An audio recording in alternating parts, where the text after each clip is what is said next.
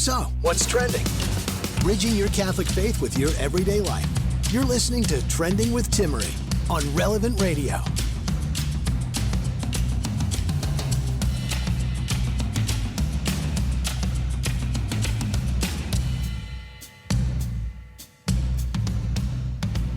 I have proof, I'm telling you, I have proof that men and women are different. This weekend, I left actually for one of the first times my baby, other than like briefly, I think running to like Trader Joe's once and to Mass a handful of times. I left her for the morning with my husband as I went to this women's event at our church. And it's so funny because per usual, there's a women's event and there's always something decorative about it that really sets a women's event apart from a man's event. For example, in this instance, everyone was told to bring their favorite teacup. Some of the women put great effort into getting dressed up. I'll say, being a new mom, it was really nice to not only wear clothes that didn't require nursing in, but heels, wear a purse and not a diaper bag, earrings. You know, it's just so funny how much you modify some of what you wear. And so I come home from this event and my husband's outside pushing the baby in the swing. All is great. And I'm sitting there visiting and I said, "Oh, did you eat?" Of course, it's, almost noon at this point, thinking, just have to double check. You know what I mean. If you're married, did you eat? And he said, yes. I'm like, great. So what do you have? Because now I'm thinking, okay, I hope it was decent. And he said, bacon. And to which I start to perk up. I'm like, awesome, he made bacon. Because unfortunately, the food was somewhat lacking at the event. And I'm like, sweet, bacon. Okay, where's the rest? And he's like, oh, it's all gone. I said, oh, okay. Yeah, I'm like, okay. He ate a whole pack of bacon. Okay. I'm like, man, he ate a whole pack of bacon. Like, I can kind of get it. It's a whole pack of bacon. But then I ask, what with? To which he responds, nothing. He literally ate a whole pack of bacon for breakfast. That was all he ate, all he made. He ate a whole pack of bacon, that's it. Okay, I'm just saying, you and I might be able to eat a whole pack of bacon as well, but that would not be all we ate. Just like the greasy bacon all by itself. Like at a certain point, you can't keep eating one piece after another, but he did. Welcome to our weekly happy hour here on Trending, hence the differences between men and women. Do you believe in eating what makes you happy? Some people will say, like, eat what makes you happy. Do you believe in that? It's a really important question. Because when you think about it, I think a lot of us do go about living our lives literally just eating what we believe will give us absolute delight. What will make us feel really good, really comfortable. What's maybe easy, and even that in and of itself, we're eating what makes us happy because it's easy to eat. Or it's easy to not have to cook, so we're eating what makes us happy. So what do you think? Do you think eating that you should actually just eat what makes you happy? You're listening to Trending with Timmerie here on Relevant Radio. That actually is a teaser for our temperance series. We're not going to talk about eating habits per se today. However, today kicks off our ongoing virtue series. Oh, that's awesome. Lucas is eating carrots tonight. But is that a Coke in the background? Do I see a Coke? You're so busted. The carrots taste awful. I thought you were going to say the Coke. I'm like, I approve that. Then why are you eating it? So we've been working on this series on virtue. And this is our third week. First we did prudence, then we did justice. Today we're going to kick off our series on temperance. So if you want to know what the virtue of temperance is, if you want to grow in it, this is your hour. Welcome to our weekly happy hour, talking about everything that has to do with mental health, depression, anxiety, overcoming the highs and lows of emotion, essentially achieving that level of virtue, which is joy, which we can't be knocked over. It's consistent. We're unwavering in our joy for Christ. So join us as I unpack what temperance is today and how we can continue to grow in virtue, specifically this virtue.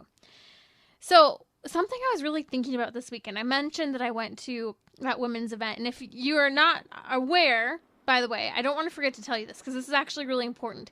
Did you hear that Norma McCorvey's daughter, now Norma McCorvey is Jane Roe, from the Supreme Court case of Roe versus Wade. Roe's actual name is Norma McCorvey. She died a few years ago, but her daughter, who was the daughter in question of the decision of Roe versus Wade, which, if you didn't know, was actually born, never aborted, her daughter has spoken out for the first time, and her identity has been revealed.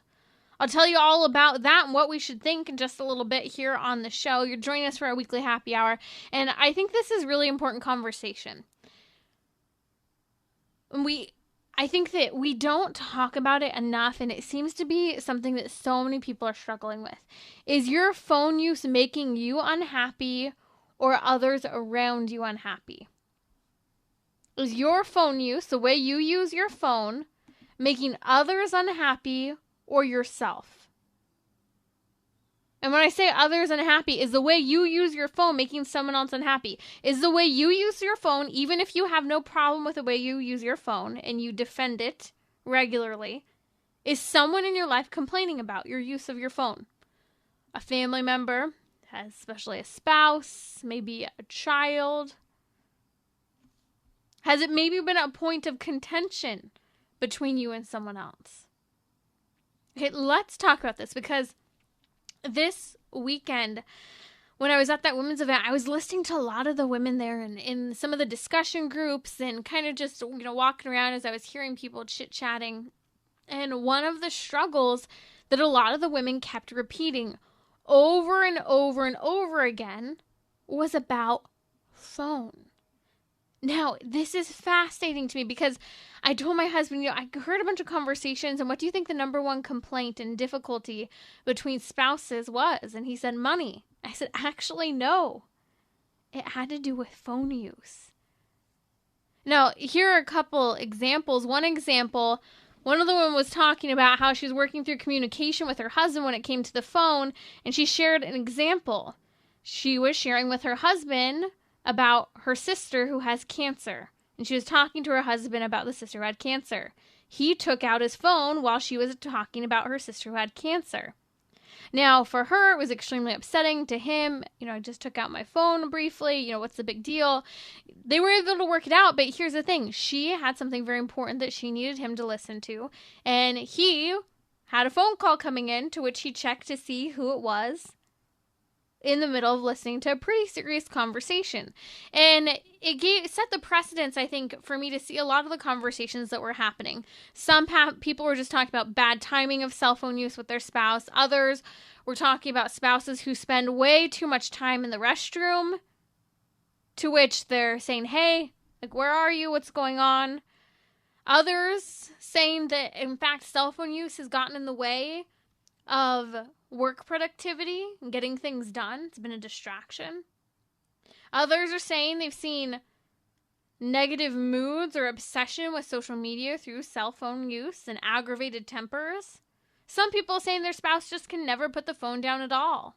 It's impacting family time, and it's just the default of every given moment of the day. And so how to figure out what to do with this argument and battle over cell phone use is becoming a ongoing and quite climactic fight in many homes today. In fact, I had people over for dinner just a couple weeks ago, and a couple in front of me was literally arguing about cell phone use right then and there, about how much one of the spouses uses their cell phone. And it was more so a plea of someone else intervene because I'm sick of having to deal with this by myself. Maybe that's you. Maybe you feel that way, or maybe you're on the other side of the spectrum going, yeah, I probably use my cell phone too much, but I really don't need anyone, especially my spouse, telling me how to use my phone. So how do we fix this? Here's my challenge to you. If you are someone who's had other people complaining about your cell phone use, I want you to consider trying a couple of things. And I'll talk about them. I'll list them out here. 7 things for you to do. Now, if any of you are listening right now, I want to encourage you to try at least 2 or 3 of these, if not all of them as well, to decrease cell phone use. Not a lot of people like to think about this, but we're actually addicted to our cell phones. I've become pretty good about decreasing my time on my phone, but I am still tempted by my phone. I'm attracted to the lights, the task switching, the distraction, the swapping from app to app. But I've taken some pretty strong protective measures over the last 7 years or so for one particular reason. Because it gets in the way of productivity. It doesn't make me happy, so that'll be the second reason. And third, did you know that your cell phone can be addictive? I'm not just talking about social media, those games, or whatever else you do on your phone. Let's be real, even our budgeting apps can be addictive on our phone. It kind of becomes a game. Even calendaring, putting everything in the calendar, text messaging, all of it.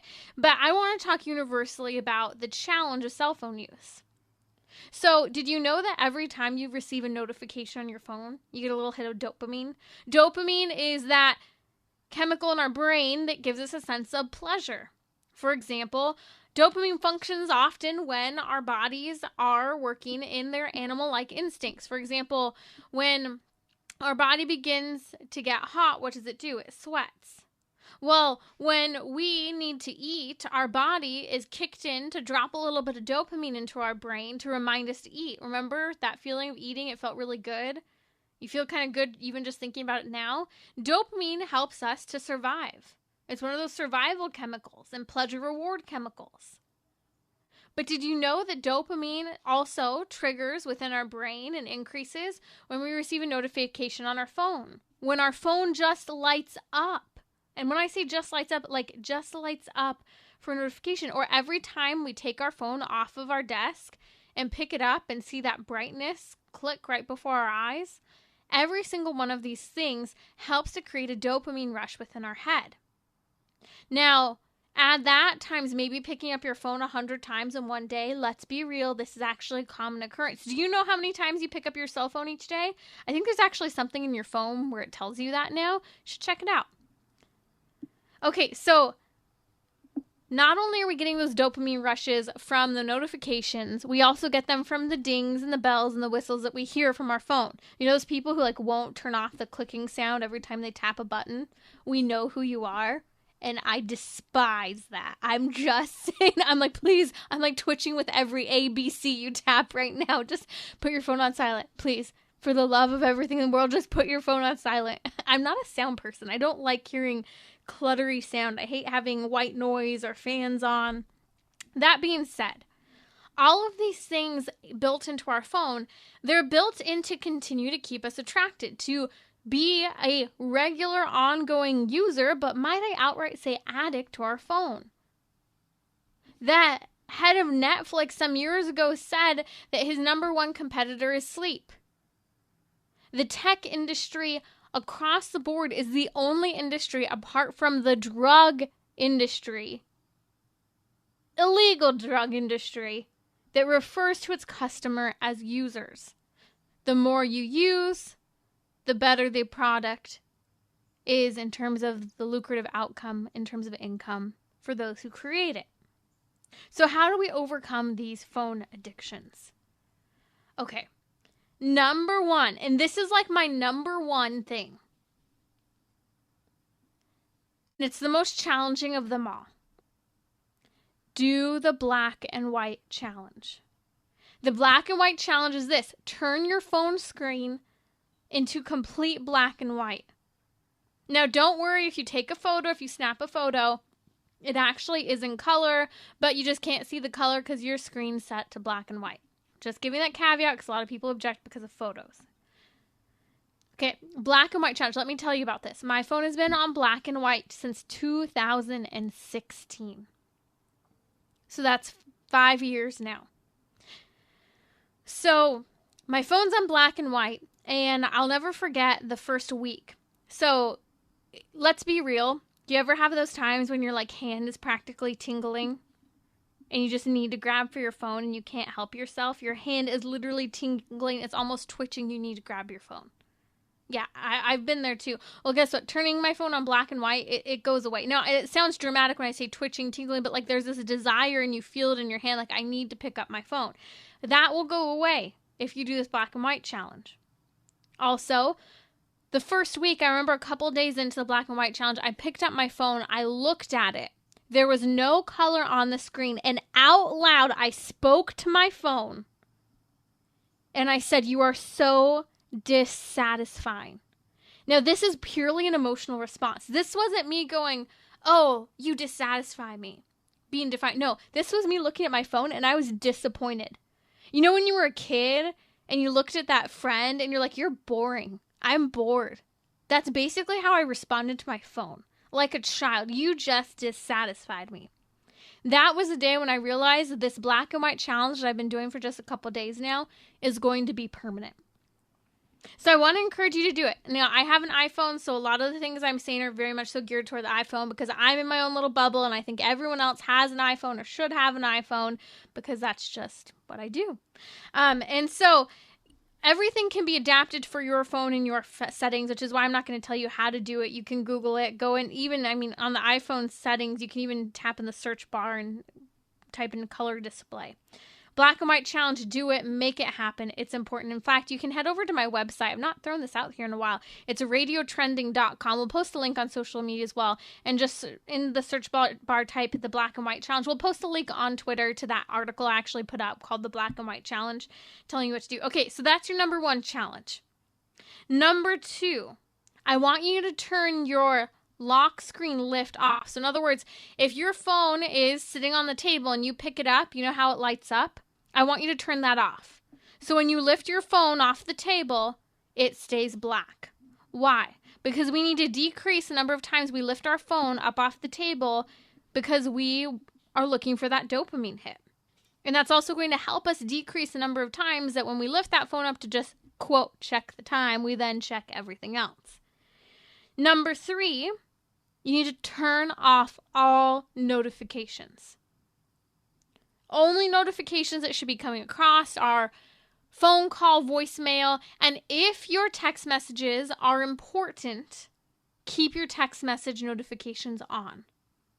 Now, I've kept all phone and text notifications on. However, I usually keep my phone on silent. Why? Because I personally need to make sure that I'm not perpetually distracted by my phone. Every ding, I have to check it. So I usually keep my ringer off unless something important is expected to come through. Okay, when I say turn off notifications, turn off your notifications for your Candy Crush. Turn off your notifications for Facebook. Turn off your notifications for Instagram. Turn off all of your notifications. Again, only important communication should be coming through. Even turn off your email notifications. That's right, I said it. Turn off your email notifications. If you're in the business world and need to be checking your email regularly, schedule a time twice a day to do that. Trust me, you'll save time, you'll be less burnt out, you'll be more productive. And you'll send fewer emails as well. Number 4 of 7 tips to overcome phone addiction or complaints that you might be receiving from a loved one or frustration you have with yourself. Trust me, these will make you happier. Turn off task notifications. So if you're on your phone, so let's say I'm on my phone, and let's say I'm researching something on the internet on my phone, or I'm putting a calendar update into my calendar. I'm not going to have a text message notification pop up on my screen while I'm doing that. Why? Because if that text message notification pops up on my screen, I usually go do, and I'm gone from accomplishing either putting that task in or that event in my calendar or from finishing the research I was doing to begin with. Trust me, you'll be okay if you don't see the notification right away.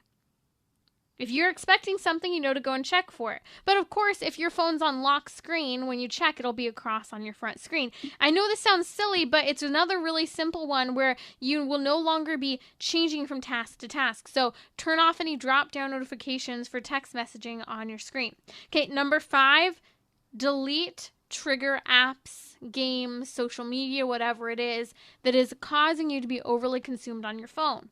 Maybe you only check Instagram now on your computer. That's right, computer has Instagram as well, on occasion. Maybe you have a timer on your computer for how long you can spend on it. Maybe you need to delete that. Even, for example, that budgeting app that you tend to have turned into a game now, and maybe you should just check it on your computer. Or maybe you need to delete that Candy Crush, Tetris, or whatever game you've fallen in love with on your phone that you absentmindedly pick up. Number 6, know your triggers. Whether it's a notification for Facebook, whether it's email, whatever you're spending the bulk of your time on your phone, work on a plan, an action plan to get off of it. For me, I think I deleted Facebook from my phone like back in 2014 or 15. Awesome decision. So glad I did it. You should do it too. Number 7, I know this isn't very fashionable per se, but it can be. Buy a watch. That way, every time you want to know what time it is, you're not looking at your phone, but instead you're looking at your wrist. It's going to decrease the number of times you're using your phone. Trust me, although dopamine is a happy chemical, when we have a misbalance of dopamine levels in our body, it can actually impact our bottom line and our feeling of happiness. Because remember, happiness is a fleeting emotion. Because we're now being impacted by mood, hormones, and chemicals that have to do with feelings. So I want to highly encourage you to consider 1, 2, 3, or maybe even all 7 of these fixes to overcome phone use, decrease it so you can be happier, have more time, pray more, look other people in the face more, decrease maybe those complaints you're receiving from your spouse when it comes to phone use. You're listening to Trending with Timmerie here on Relevant Radio. You're joining us during our weekly happy hour. Coming up, I'm going to talk about a historic thing that happened this past week. Roe versus Wade, you know that historic abortion case? Well, the baby, we'll call her Baby Roe, has spoken out for the first time and her identity has been revealed. We'll also kick off our series this week on the virtue of temperance. Join me, I'll be right back.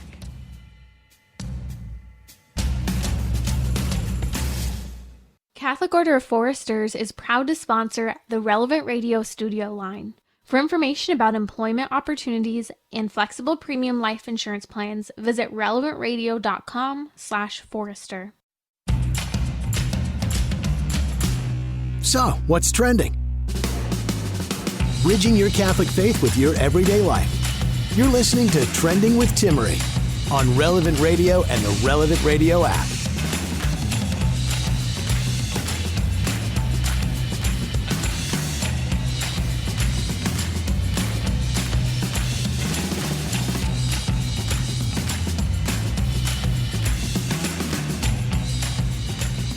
Okay, we're going to be debunking some pro-abortion arguments.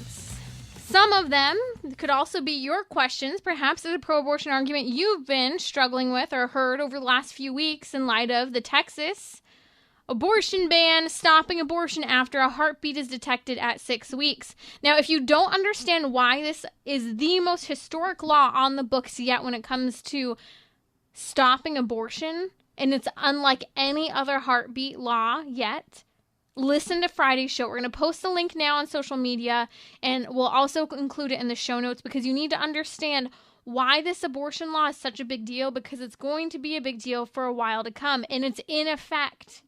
The Supreme Court refused to answer the emergency injunction requested by Planned Parenthood and other pro-abortion groups. So stay tuned. We're going to talk about why making abortion illegal does not support a rape culture. And we're also going to discuss that it is a false claim that women who have had miscarriages will be penalized as if they had an abortion. We'll also take your questions. The number is 1-888-914-9149. Debunking pro-abortion arguments here on Trending. We're going to continue with our new series, Virtue Series, this week on the virtue of temperance. What is it? Okay, so did you hear the news? Because this was actually a really big deal, and I'm kind of surprised more people aren't talking about it. And I think there are a couple of reasons why more people aren't talking about it. I'll share that with you in a second, but here's the huge news. Baby Roe, that is the child of Roe in the Supreme Court case of Roe versus Wade, has spoken, and her identity has been revealed for the first time. This is the first time she's spoken out publicly, and it is the first time that we know now who she is. One of my questions I ask is why now? And I think that's an important question that all of us must ask. Why now? So if you didn't know, Norma McCorvey is the name of the woman who was trying to obtain an abortion and filed the lawsuit that then led to the Supreme Court decision of Roe versus Wade. Norma McCorvey is Roe of Roe versus Wade. Now, some things you may or may not know. Not only did Norma McCorvey advocate for abortion at one time, but she had her baby in 1970, 3 years prior to the 1973 Supreme Court case of Roe versus Wade. Now, Norma McCorvey placed that baby, we'll call her for now Baby Roe, for adoption. That child's now in her 50s, and she was born in 1970. She has 3 children of her own. Never met her mother in person, although she did speak to her a handful of times, starting in the early 1990s. Now, why am I sharing this with you? Because a new book comes out tomorrow, that's the 14th, and this book will tell some of the story of Roe's family. Roe v. Wade, Norma McCorvey's family. Now, who's spoken up? Lo and behold, this woman. This woman who alleged and is known, based on the research that's been done, as Shelley. Now, Shelley has come out sharing about her upbringing, about her family, her mother Ruth, who is the adoptive mother of Roe's baby. Now, this is what's interesting because The Atlantic did a great piece on this, really as a teaser ahead of the book release. Again, that book comes out tomorrow, and I think that it's going to be earth-shattering for some people because some people want Roe's daughter to be 100% pro-abortion, and then other people want Roe's daughter to be 100% pro-life. The book is titled The Family Roe, An American Story by Joshua Prager. Now, Joshua Prager first got in contact and started reaching out around, I believe it was 2012, 2013.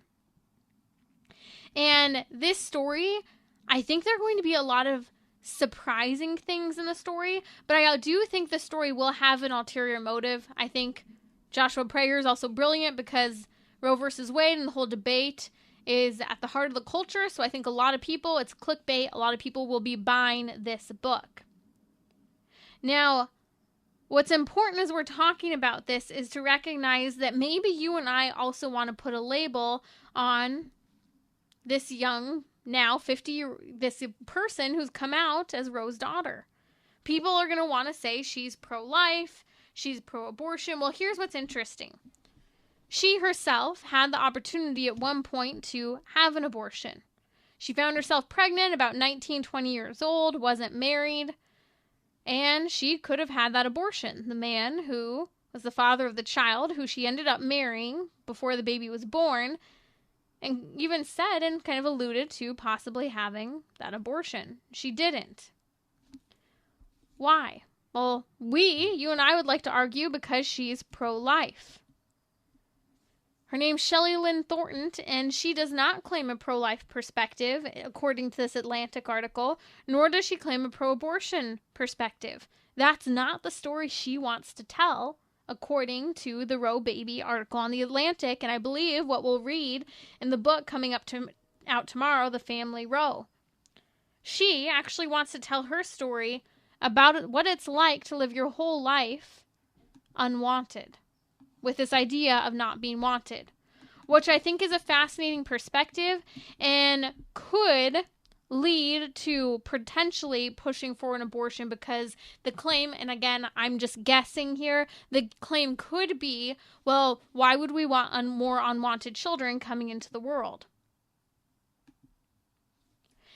And I think that we need to ponder that for a second because that could be how they try to push Shelley's words, or that could be how she's trying to push abortion, or it could be, and I hope this is the case, she's just talking about her own experience of what it was like for her to feel unwanted. because that's something she had to grapple with her whole life. This is something that some people who have been placed for adoption experience. Why didn't my parents want me? And there is often that search and ongoing desire to know their parents and to be known by their parents. You see, this is what's really interesting, is as we kind of unfold her story, a little bit about this woman, because I think that we're going to hear a lot of different things, and we're going to have to be able to decipher between what's true and not true about the Baby Roe of Roe versus Wade, Shelley Lynn Thornton. Because I'm even hesitant in reading this article to believe everything. I take everything with a grain of salt. But here's what we've learned. Her mother, Ruth, couldn't have children. Her mother, Ruth, had been married and then ran away with another man. That man she lived with, it never said if she actually married him, but that's the man that she ran away with, who acted as Shelley Thornton's father. And at a certain point, I want to say somewhere around the age of 10, he ended up leaving them, and Ruth, the mother of Shelley, the adoptive mother, protected her from ever having any exposure. In fact, moved cross country to the state of Washington to keep the Roe baby from ever seeing him. Now, did the mother, Ruth, have any idea that her daughter, Shelley Thornton, was the Roe baby of Roe versus Wade? She didn't have a clue. Now, years later, reporters ended up contacting Shelley herself when she was about 19 years old, and it was actually through an article that was being written by the Inquirer. The investigator ended up finding and figuring out this was a child, reached out to her. All the documents added up in terms of location of birth, date of birth. This was the only child on that date and in that location region that was placed for an adoption. And Norma McCorvey herself, who is Roe of Roe versus Wade, ended up reaching out to her. Now, if you know nothing about Norma McCorvey, who died a few years ago, her story is tragic, and I want to encourage you to remember to pray for Norma McCorvey. I truly believe, and a lot of things have come out over the years, that Norma McCorvey's instance of vulnerability and truly really kind of struggling as a person with a lot of ups and downs, loving attention, was used to push for the pro-abortion agenda. She never had that abortion. She placed all 3 of her children for adoption that she ever had. Now, Norma McCorvey later ended up converting to Christianity, and for a time was a practicing Catholic when she converted to Catholicism. She had a very close relationship with Father Frank Pavone of Priests for Life, and I also had the opportunity on a number of occasions to correspond with Norma McCorvey, Roe of Roe versus Wade. And I can tell you from my own experience in conversing with Norma McCorvey, she's someone who struggled significantly with many, many lows and at times highs. And at that time, she was pro-life. She converted to the pro-life movement. Now, a lot of people point fingers and say she was used by the pro-abortion movement. And then other people point back and say she was used by the pro-life movement. I think this was someone who struggled and desired to be loved, who struggled and desired attention. She desired money. She desired a lot of things. But like all of us, we do desire to be good. We desire to be known. We desire to be loved. And it depended on who was knowing and loving her at that point. Now, news came out a while off after her death that on her deathbed that she held to supposedly a pro-abortion stance. I don't know if that's true. I don't believe we'll know if that's true. But what I do know is that she did have a conversion to the pro-life movement. And when I spoke to her in the late 2000s, she held very seriously to that pro-life position and carried very sorrowfully a lot of grief and guilt that she was a part of the Roe versus Wade decision. And she asked ongoingly for prayers, and she herself was regularly offering sacrifices for the part she played. And some of those sacrifices were being an advocate for life. So again, pray for her. I can't imagine what it would be like to be at the heart of such a serious, life-altering, and ultimately life-ending law. And to carry that to your deathbed. Now, Shelley herself, again, the Roe baby, the daughter of Norma McCorvey, who's Roe versus Wade, she struggled with anxiety, depression, nervousness. She's actually spoken about how she realized years later that the reason why she had such a difficult state with herself and this anxiety was this feeling of always being unwanted. And she realized, according to this book, again, that's coming out tomorrow, The Family Roe, that tells the story and has revealed now for the first time the name of the Roe versus Wade baby, Shelley Lynn Thornton. It'll tell a story about how she recognizes now that this influence started in utero with the stress of her own mother and the fact that her mother didn't want her. So, as I'm really pondering this, I think there's a lot we need to think about. Number one, let's not make assumptions and assume everything is true that comes out in this book, The Family Roe. Norma McCorvey was an extremely complex and broken human being. She lived a life of she experienced same-sex attraction and had a partner for years. She had an off and on relationship with her oldest daughter. She never met her youngest daughter face-to-face, who was the daughter who she was trying to obtain an abortion for in the Roe versus Wade case, but did not have an abortion. Her middle daughter barely knew her as well. And again, we're going to want to read into this to interpret in some way Roe versus Wade. I don't think that any of this has to do with interpreting Roe versus Wade. I think what this is a story of the Roe baby, Shelley Lynn Thornton, wanting to speak for the first time after having shared that she's carried a secret for what would be now about little more than 30 years since she first found out that she's the Roe baby in the Supreme Court Roe versus Wade decision. And how she's glad to not hold that secret and how it's impacted her. Now, let's pivot for just a moment because we're going to talk about this more as the week goes on. I get the book, I'll be reading it, and you're going to hear a lot of things in the tabloids. The reality is that something she stated is true. In utero, anxiety, depression, sorrow, or any sort of difficult experiences ongoing and chronically for a mother who's pregnant can negatively impact a baby in utero. And she could be 100% right that she has struggled because she has had an impact from being in utero of her mother's state of being, anxiety, depression, overall wellness while she was pregnant. And of course, like many people, I have a dear friend who's adopted. She always had a desire to know and be known by her mother. But when she came to discover, thanks to the Daily Inquirer reporter who did the research to help find the Roe child, she wanted to know her mother, but she wasn't willing to do it in a public fashion. In fact, Norma McCorvey wanted to have a public first-time get-together with her child, and she refused. So something I do respect about Shelley Lynn Thornton, the Roe baby of Roe versus Wade, is that she seemed to have a strong sense of boundaries when it came to her mother. She had a strong sense of boundaries that she wasn't going to have a public meeting for the first time. She had a strong sense of boundaries, as we know, when she wouldn't let her mom with her partner who was living an openly same-sex lifestyle around her then children. Because when she asked her mom to keep kind of the PDA on a down low, because she didn't want to have to explain to her kids, supposedly her mother, Norma McCorvey, got upset, and so they actually never met in person. Among other opportunities, Shelley just wasn't ready. It needed to be on her terms, and she just determined that was never the case.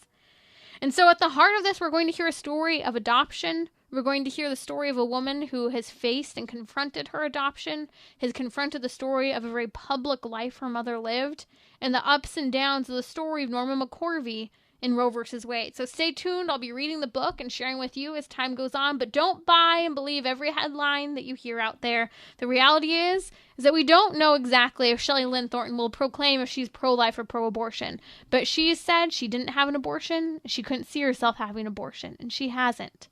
So sure, we can say she's pro-life, but I think she might be like a lot of people in the culture who is personally opposed to abortion, but doesn't necessarily want to stand up for that or advocate for that or tell others what to do. And isn't that the challenge of many people we face, of helping them to see the reality of human life, the importance, the miracle, and the negative impact abortion has on a mother and a child?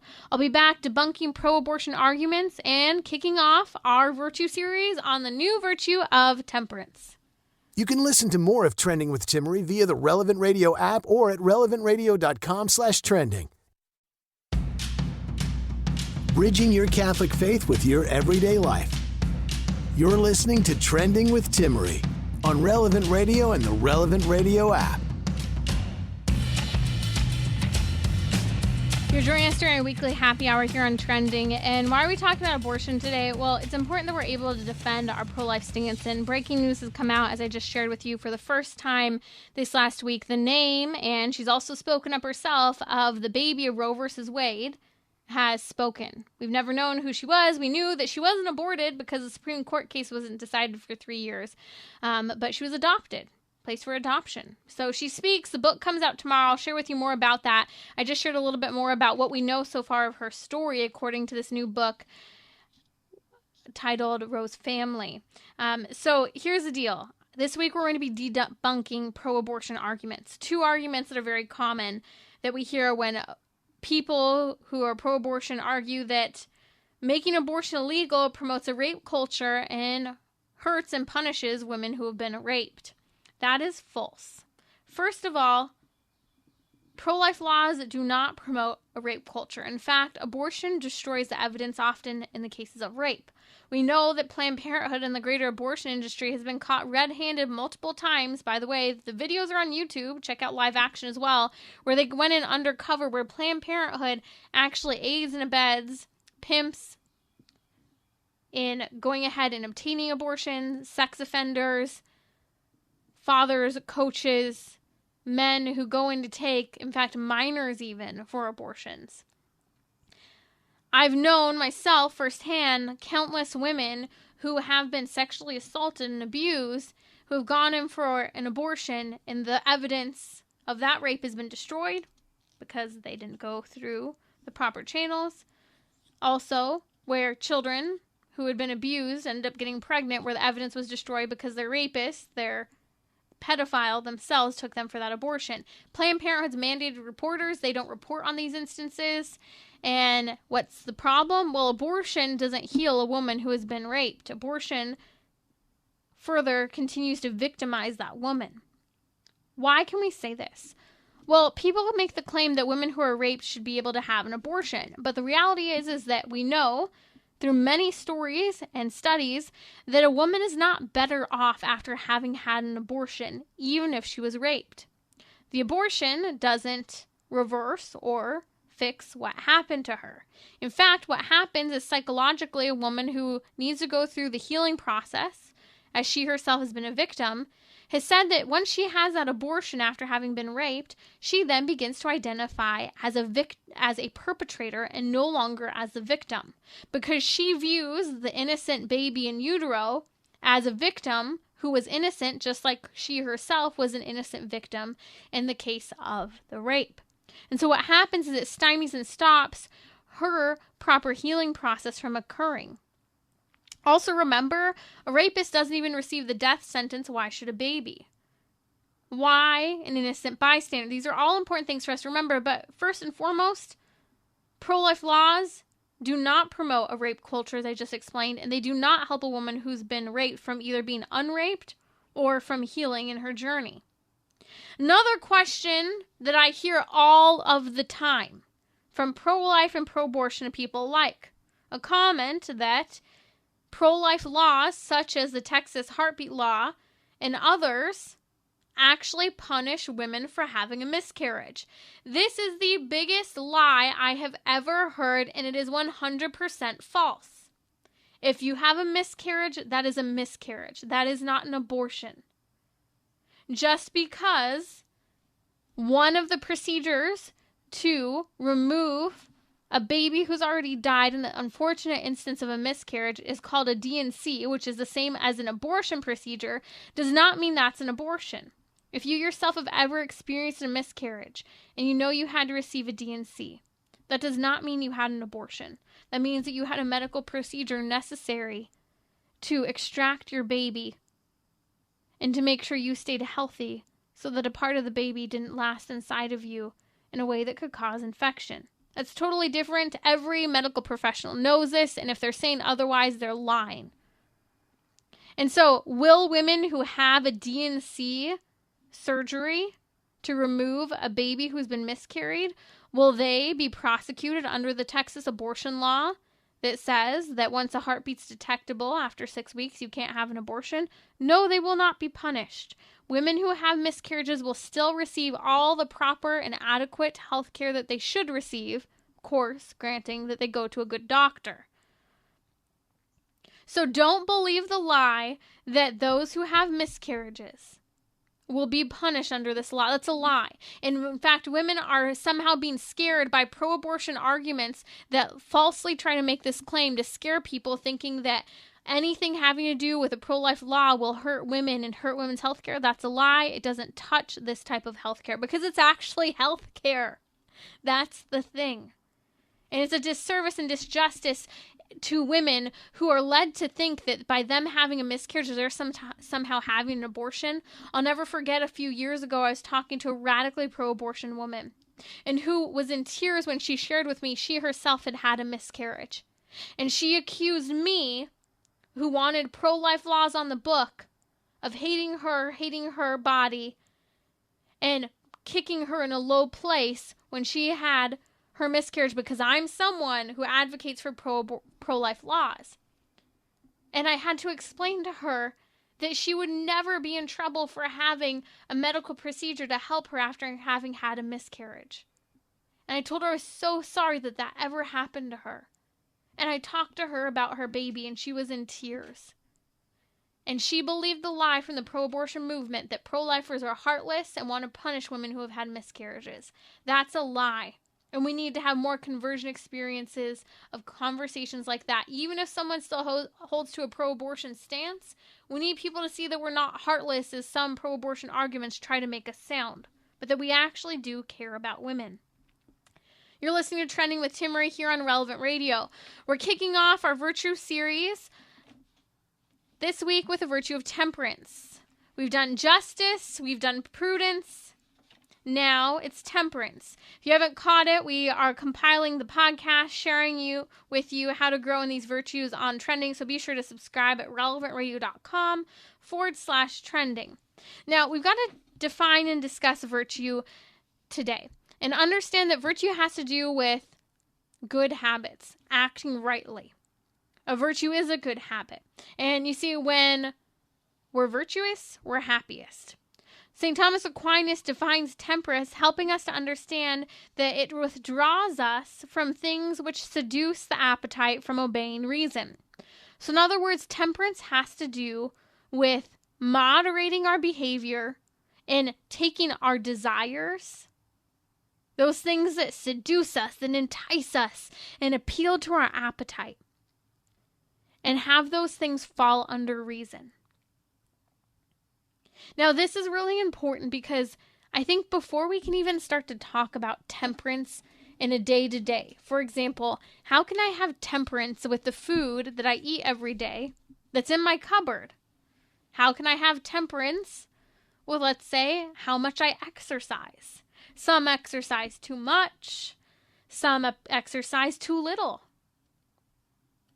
How do I have temperance with the number of words I use to complain to my husband about whatever thing I'm complaining about today? How do I moderate the type of language I use, overcoming certain words that just shouldn't be used? How do I even, for example, if I'm running and I'm jogging and I'm practicing, I'm building up endurance for a race, let's say I'm going to run a 5K, how do I find moderation in my pace? You see, all of this has to do with reason. The virtue of temperance is taking our desires, our passions, and it's ordering it to be in right accord with reasonable ideas and helping us to obey our reason. So let's talk about this as an example. Let's say I eat too many Cheetos every single day. And I just eat so many Cheetos, they're in the cupboard, and I just keep eating them. Well, you need some temperance to moderately eat a reasonable amount of Cheetos. But you see, sometimes moderation needs to start even sooner.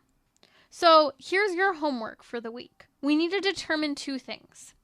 1, we need to determine what will be in our life, what will be in your life. And number 2, how will I moderate those things in my life? Now, not everything we can anticipate ahead of time, but for example, the Cheetos we can. I'm struggling with eating too many Cheetos. I'm feeling really fat. I'm feeling lethargic. I'm not getting proper nutrition. I'm so full on Cheetos. I'm not eating normal meals because I munch on Cheetos all day long. Well, if we first piece of homework, determine what will be in our lives, that is not buying Cheetos at the grocery store so that they're not in the cupboard, that will help us when it comes to moderating those things in our life that we've allowed to enter into our life. So for example, let's say instead of buying 5 bags of Cheetos, when I go to the grocery store tomorrow, I just buy 1. And then I actually tell myself that this bag of Cheetos has to last 5 days. Maybe I ration them out into individual Ziplocs. Maybe I just don't let them into my life at all. What we're talking about today is detachment and orientation in a proper way to have proper relationships with those things that we use and moderate them. So join us this week as we dive into the virtue of temperance, growing in virtue, and finding happiness.